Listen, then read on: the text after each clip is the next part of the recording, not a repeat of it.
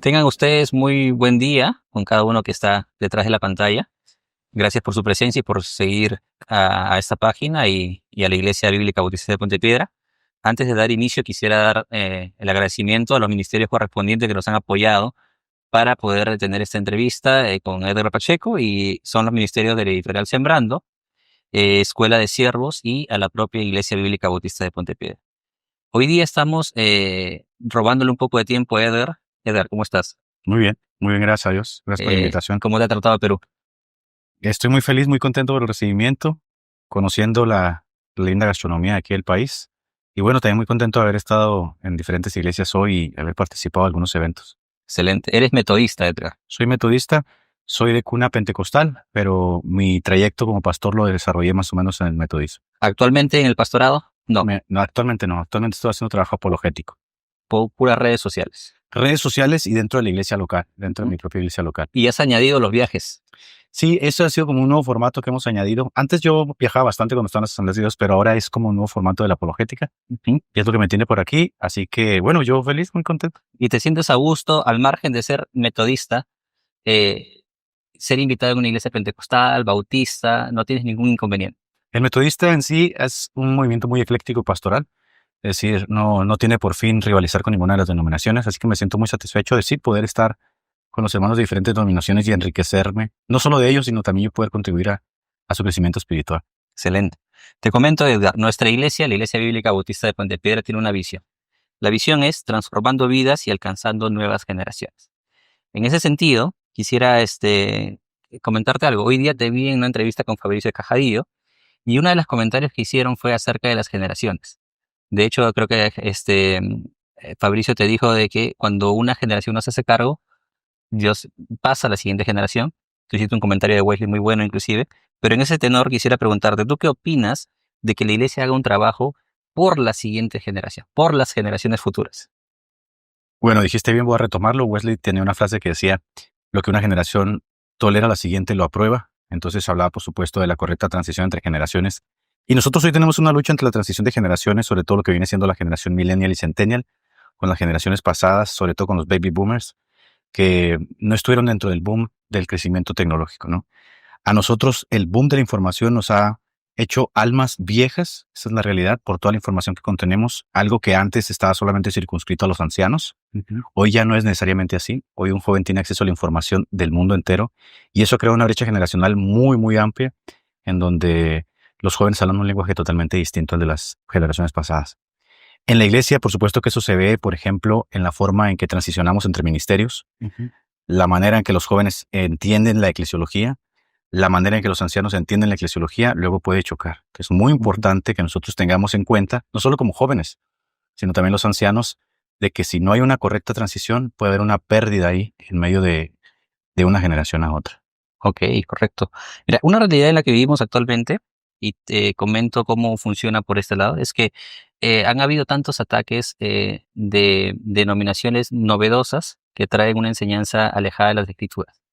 Entonces nosotros aquí en la iglesia y en otras iglesias cercanas hemos tratado de reunir al rebaño en que la creencia se base específicamente en las escrituras. No es que seamos soloístas, sino que las escrituras están por encima de todo. En ese sentido, hemos tenido que considerar lo más importante de todo a Jesucristo, que es lo más importante de hecho en el cristianismo. Pero hay otras cosas importantes también que no se han atendido muy bien. Por ejemplo, la apologética. En ese sentido, yo te pregunto, ¿qué tan importante crees que sea para las nuevas generaciones aprender apologética? Bueno, solamente sería cuestión de mirar a Europa. El secularismo imperante que existe en Europa se da justamente debido a que no pudieron responder a tres torneos intelectuales que se presentaron en el siglo XVIII y siglo XIX. La Ilustración, darwinismo y alta crítica. Si la apologética hubiera tenido las respuestas precisas para esa generación, sin duda no hubiéramos tenido ese desbanque en la juventud de Europa que hoy se encuentra en los tramos finales de un secularismo que ya llegó a un punto de inflexión. La apologética no tiene por fin necesariamente convertir a las almas, pero tiene por fin abonar el terreno para que el evangelismo sea mucho más eficaz. Y la apologética, bueno, que viene siendo una rama de la teología, es un universo de información donde puedes interactuar no solamente con las preguntas que la sociedad tiene, sino también, como tú dijiste, con las propias sectas, con los movimientos que surgen dentro de la propia iglesia o las dudas que la propia iglesia puede llegar a tener debido a los movimientos sociales. Por ejemplo, hoy uno de los movimientos sociales muy fuertes que está en el tejido social es el movimiento woke.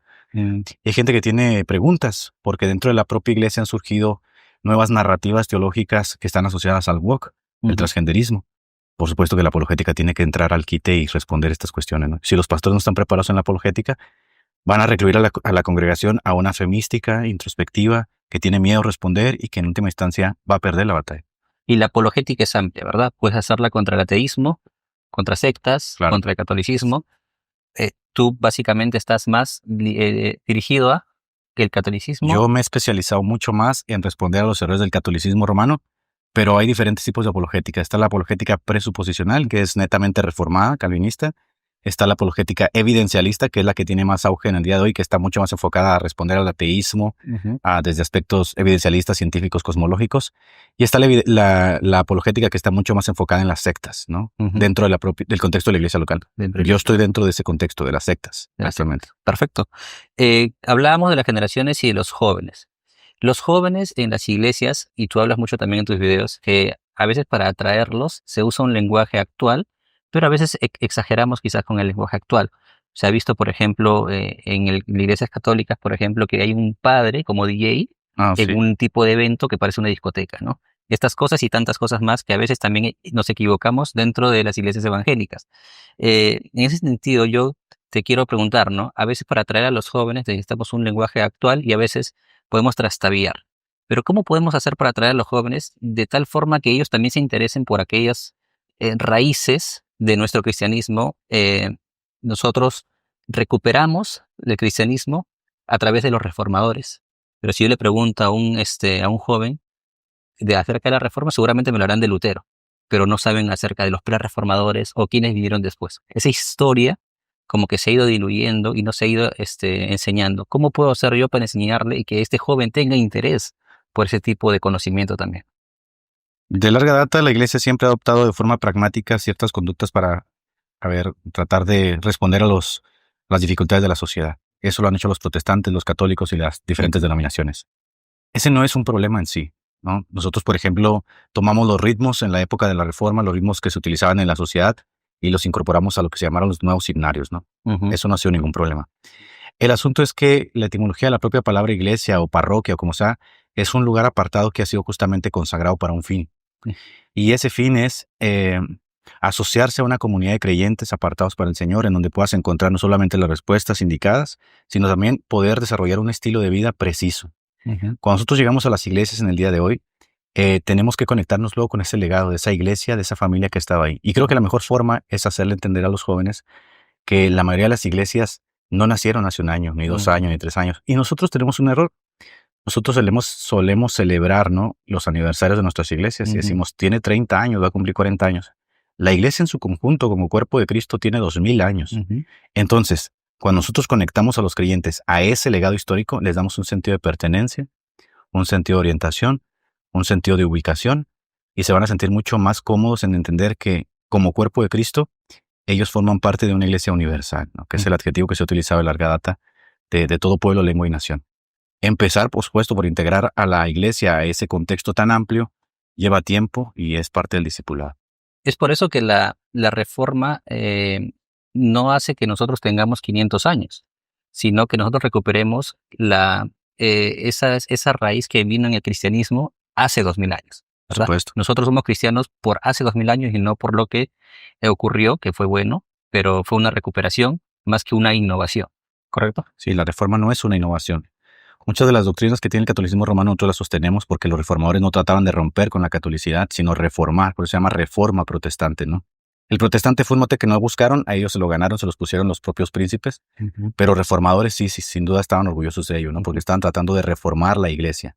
Y a ver, nosotros no tenemos que ir muy lejos para darnos cuenta de que en la escritura hay muchos casos de reforma. Uno de ellos muy famoso es Josías, que volviendo a las escrituras vuelve a recuperar todo ese sentimiento que el Señor les había dado a seguir a los judíos, a los hebreos, y creo que era el sentimiento de los propios reformadores. Entonces, el decir que la iglesia tiene 500 años es un error, ¿no? Es un error técnico, es un error histórico y que sin duda tiene consecuencias, porque si tenemos 500 años, ¿dónde estábamos entonces en el primer siglo? Correcto. Entonces nosotros somos la continuación de un legado que viene desde el primer siglo con los apóstoles y por eso nuestra doctrina es apostólica. Correcto. Perfecto. Añadiendo a esa raíz de la reforma, añadiendo los credos y confesiones. ¿Crees tú que sea necesario en las iglesias enseñar los credos y confesiones? Los credos y las confesiones surgieron como una forma pedagógica de enseñar de forma sintetizada grandes verdades de la fe. Por ejemplo, la grande cristología o la grande soteriología o la grande eclesiología quedó resumida en el credo del símbolo de los apóstoles. Creo en un solo Dios, creo en el Señor Jesucristo, con el Espíritu Santo, con sus derivados. Esta era una forma pedagógica que sin duda servía para que los creyentes que no tenían mucho conocimiento o no tenían esa capacidad intelectual que luego se espera de una persona que va creciendo, pudieran tener por lo menos cómo defenderse de las sectas, ¿no? Ujú. El credo fue una respuesta a ello. Y las confesiones fue una forma pedagógica en que las iglesias empezaron a estrechar la forma en que se tenía que convivir con las escrituras, ¿no?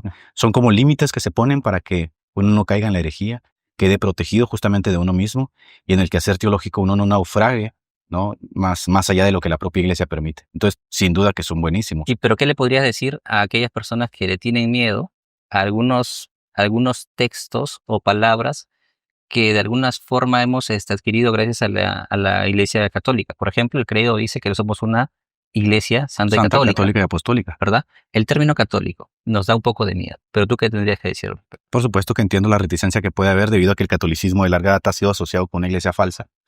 Pero los términos no son propiedad exclusiva de una institución. Es decir, Ujú. cuando yo utilizo el término católico, o cuando utilizo el término Eucaristía, o cuando utilizo el término ritual, o cuando utilizo el término liturgia, estoy utilizando términos que son propiamente de las Escrituras. Ahora, la mayoría de las personas buscan tener un etos propio, ¿no? Un sentido de pertenencia propio. Y eso nos lleva a veces a rechazar ciertas cosas que nos suelen parecer extrañas. Pero en la teología no existen esas cosas. Ujú. Es decir, la teología no tiene una predilección por términos o una predilección por adjetivos. La teología utiliza las palabras en su contexto. Correcto. Cuando yo utilizo la palabra católico, yo no estoy hablando del papismo, estoy hablando de un adjetivo, ¿no? Que describe una parte de la naturaleza de la iglesia, que es universal. Correcto. Cuando yo hablo de la Eucaristía, estoy utilizando un término griego que está en Primera de Corintios, la acción de gracias. Mm. Cuando yo hablo de un ritual, no estoy hablando del catolicismo romano, estoy hablando de la forma en que la propia iglesia se desenvuelve localmente.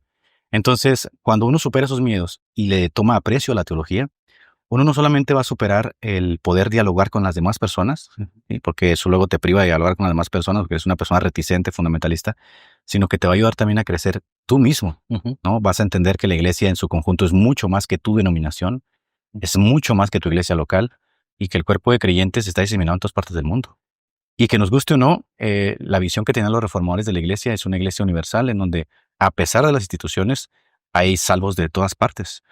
Entonces eso no lo podemos negar nosotros. Excelente. Por eso somos católicos, porque estamos en Claro. todas partes. Correcto. Dentro de tu canal has generado una comunidad grande, 36,000 suscriptores por ahora en YouTube. Has incursionado en TikTok actualmente y estás creciendo aún más. Eh, Has ganado muchos suscriptores, muchos adeptos, pero también muchos enemigos Claro. contrarios. Yo te he visto batallar contra varios de ellos. Si yo te preguntase, ¿qué grupo crees que sea el más peligroso con el que digamos que debemos tener más atención o poner más atención? Estás hablando de católicos, unitarios, testigos de Jehová y otros grupos. ¿Tú cuál crees que sea el más, al que debemos prestarle más atención? Yo creo que esa es una muy buena pregunta y depende mucho del contexto en el que la hagas. Por ejemplo, si yo me congrego en una iglesia bautista que es confesional y que me ha estrechado los límites para mi quehacer teológico, sin duda va a estar muy protegido, ¿no? De cualquier secta, de cualquier movimiento. Pero si mi iglesia está en un contexto en el que no hay límites teológicos, Ujú. no solamente estoy peligrando de esa secta, sino de yo mismo, ¿no? Por eso Pablo le decía a Timoteo, cuídate de ti mismo. Si hablamos del contexto de Latinoamérica, en el que el porcentaje de evangélicos son en su contexto mayormente carismáticos o pentecostales, yo diría que el grupo con el que se tiene que tener más cuidado son los unicitarios, los abelianos, los llamados pentecostales unicitarios o del nombre de Jesús. Es un grupo contraintuitivo totalmente, pero es un grupo que tiene mucho arrastre debido a que apuesta mucho en el formato del pentecostalismo. Ujú. Entonces, sin duda es un grupo al que se le tiene que hacer mucho frente, Ujú. no porque sea muy docto o porque sea muy difícil, sino porque está golpeando a la mayor parte de representación de los evangélicos en Latinoamérica, Que son los que pentecostales. son los pentecostales y los carismáticos. Sí, Así y es. de alguna forma en Perú mismo, te comentaba también, que han entrado con fuerza por acá los neopentecostales, los judaizantes, por acá hay judaizantes varios, también hay unitarios, y están alrededor nuestro. Claro, Nosotros somos una comunidad que tratamos de llevar todo a las Escrituras y que sea Dios quien a través del Espíritu Santo le dé la madurez a las personas de nuestra congregación. Y te agradecemos, Edgar, por el apoyo que estás haciendo en las redes sociales. Te agradecemos por tu presencia en Perú. Y bueno, esperemos que no sea la última vez. Gracias por todo y también por este tiempo corto que hemos tenido claro, ahora no, un mismo. gusto y estamos aquí para servir. Esperemos que la gente sea edificada. Excelente. Y con nosotros será hasta la próxima. Gracias por estar con nosotros.